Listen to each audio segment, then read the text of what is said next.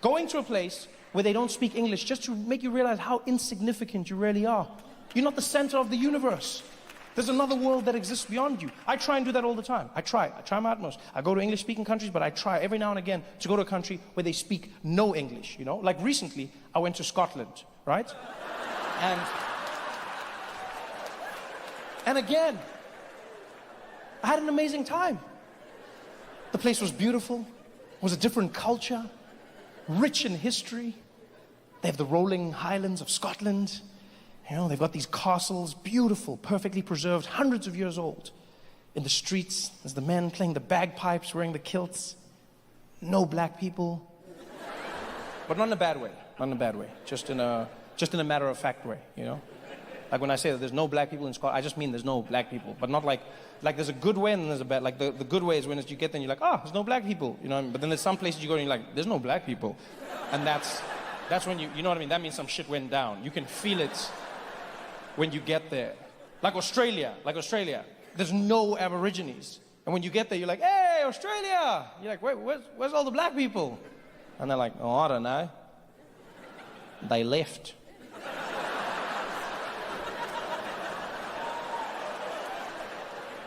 You can feel something went wrong. But Scotland doesn't have that, you know? Scotland doesn't have black people because further north there were no black people. There's not many black things further north. The further north you go, the whiter things become. You know, it's the people, the Christmas, the bears, everything changes. I'm sure if you went to a Scottish person and said, excuse me, sir, are you racist? He'd be like, I don't know.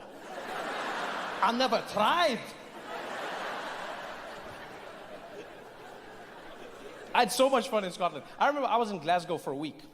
I was driving around in the back of a car, and every single day, I would try and spot black people. It was like a little game that I played by myself. Every day, I would just be there like, black person, black person, black person, black person, black person. Ha! No, statue. Black person, black person, black person, black person, black person, black person. Ha! No reflection. Black person, black person, black person, black person. No black people anywhere. None. And that's why I say traveling is important.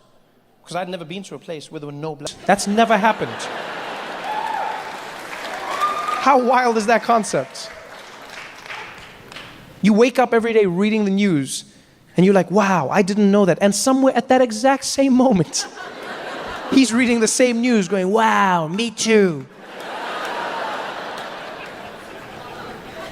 And nobody knows where it's going to lead. Nobody knows what he's going to do. All we know is that he wants his wall. He wants his wall. Donald Trump wants his wall.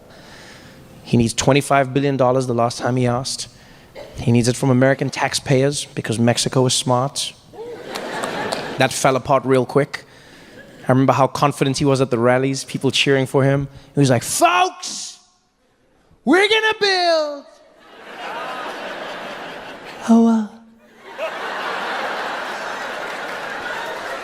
We're gonna build a wall, folks. Who's gonna pay? Mexico. And Mexico was like, we ain't paying for shit, man.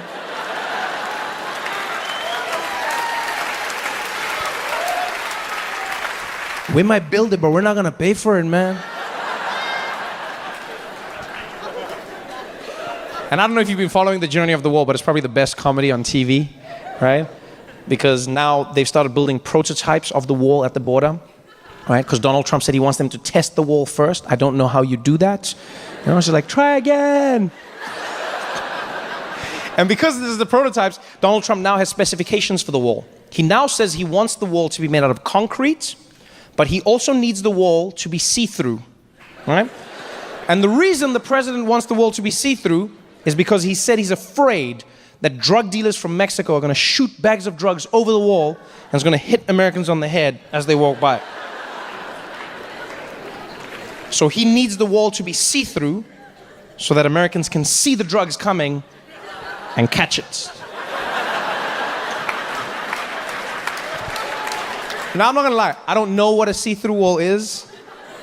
But at this point, I'm just worried that a contractor is going to come along and trick the president. He's going to take him to the border and be like, there it is, Mr. Trump. Your invisible wall.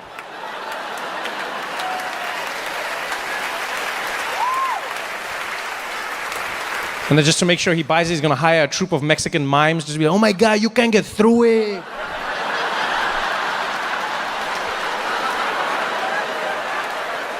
It works.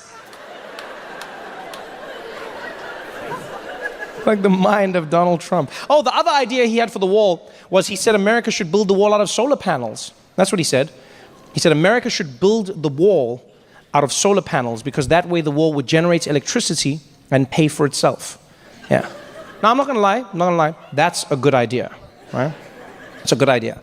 Unless you know anything about solar panels or the sun or walls. Because the problem with that idea is that the sun is up, yeah?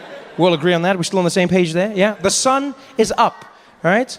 A solar panel wall is not gonna work because a wall is like this. So technically it's facing down.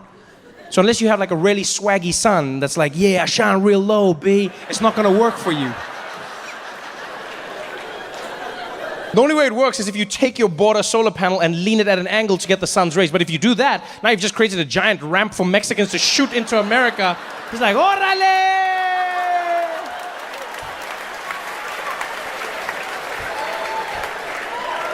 The mind of Donald J. Trump. The J stands for Jesus. A lot of people don't know that. Yeah, a lot of self-loathing going on there. And he's always going after someone, right? He's always going after someone. If it's not Mexicans, it's Muslims. If it's not Muslims, it's Africans from shithole countries. And that one was my favorite personally, because I am an African and I've shat in a hole.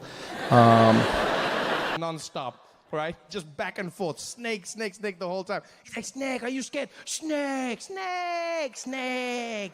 I'm like, whatever, man. You guys lost all your wars. So I go to the back, right? I don't have time for this. I don't have time for this because there's snakes. So I go to the back, take all my stuff, and I climb up, and I'm sitting at the top, right? Because I want to see the show, I just don't want to be a part of it, okay? And so I've got my stuff, and I move all the way up to the top, and I sit there, and as I get there, the show starts. And Deng Basan's really excited, and he's like, ladies and gentlemen, please welcome your first performer, the powerful Python. And dude comes out with a giant python wrapped around him, right? And this guy had this cool trick where the python would squeeze him really tight, super tight, so tight you could almost hear his bones cracking, right? And then he'd make a sound, he'd be like, eh. And the snake would let go. And then it would start squeezing him again, and he'd be like, eh. And the snake would let go. And it would squeeze him again, and he'd make the same sound. He'd be like, eh. And the snake would let go. And I was like, wow, this is dope. This is cool. Yeah, they're in a consensual relationship. I like this. This is, And so he leaves with the snake. The next performer comes out, and this guy had a green mamba with him, right? And so Deng Basan is like, ladies and gentlemen, the green mamba. And this guy comes out, and he had a cool trick where he took the lid off the basket, and the green mamba would come out, and then it would start doing like a little move, and then someone would play music, and then the snake charmer would dance with the snake, and they'd do the same moves. It was dope. It was like a Justin Timberlake video, just the two of them. Okay? Like back and forth. I was like, oh, that was dope. And the snake goes back in. And then Deng Basan came out one final time. And he's like, now, ladies and gentlemen, are you ready for the final part of the show? Please welcome the King Cobra. And the final performer comes out with a cobra. Puts the snake down. This is the lid. Snake comes out.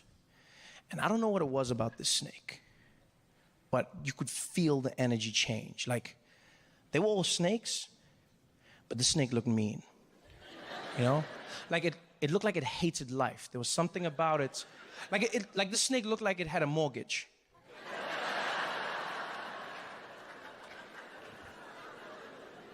Because it looked at us, and then it fixed its eyes on the charmer, and he was really cool and calm. He didn't even look at the snake. He addressed us. He was like, ladies and gentlemen, they say the cobra can strike faster than a man can blink. But can a man move faster than the snake can think? And I'm like, ooh. I don't know what that means, but I'm in. Because it sounds like a dumb Instagram quote, but I'm in. And this guy had the most amazing trick. What he did was, he got right up close to the snake, right? And he'd put his hands behind his back.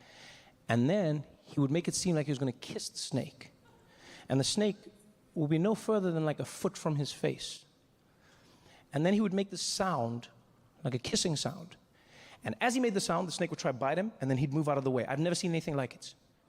So he leaned in, and he's like, "Come on, snake.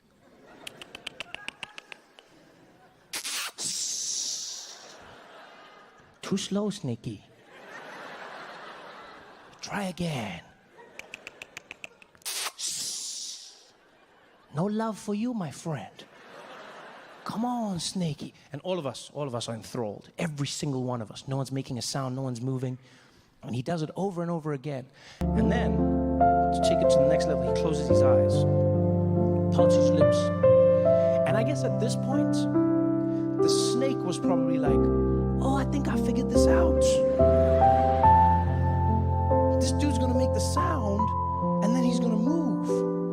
But if I bite before the sound, I can change everyone's lives." Because that's exactly what the snake does. The guy closes his eyes, pouts his lips. Before he can make the sound, the snake strikes him, pa, bam, hits him on the mouth, right? Cuts his lip open, blood goes spraying everywhere. Now, that should be the end of the story. That should be the craziest part of the story. No, this is the middle. The snake hits him on the mouth, the blood goes spraying. This guy jumps back and then acts like he didn't just get bitten by a snake, which makes us think we're crazy because we all saw it. Everyone in the audience was like, "Oh," and then he jumps back and he just like shakes it off. You know what he did? He did that thing. You know that thing that people do where like you get their hand jammed in a car door or something? Like, you know, like it's slammed and it'll be like, and then people just be like, He did that, but with a snake. So the snake hits him, the blood sprays, and he jumps back and he's like, "Don't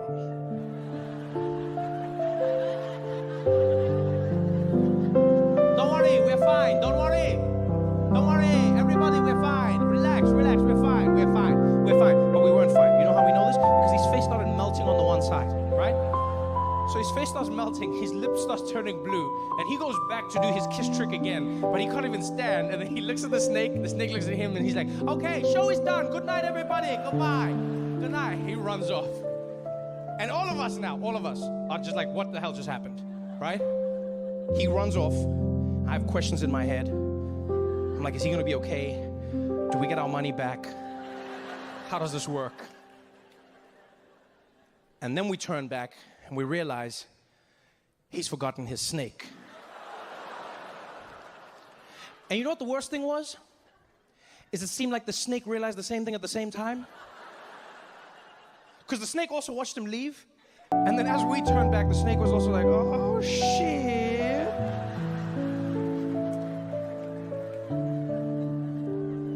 And so now, it's just us and the snake. And mind you, there's no barrier, right? There's no concrete, there's no glass, there's nothing. It's an authentic Balinese experience. So we're all staring at the snake is staring at us. And then one genius decided now would be the perfect time to get an Instagram picture. And I don't know if it was the camera, the sound, or the flash. All I heard was click, and the snake jumped up and was like, and we were all like, and then it was chaos. Pandemonium ensued. Now don't forget, I was at the back, so I just jumped over. I was like, "Haha, being black saved me." I was out.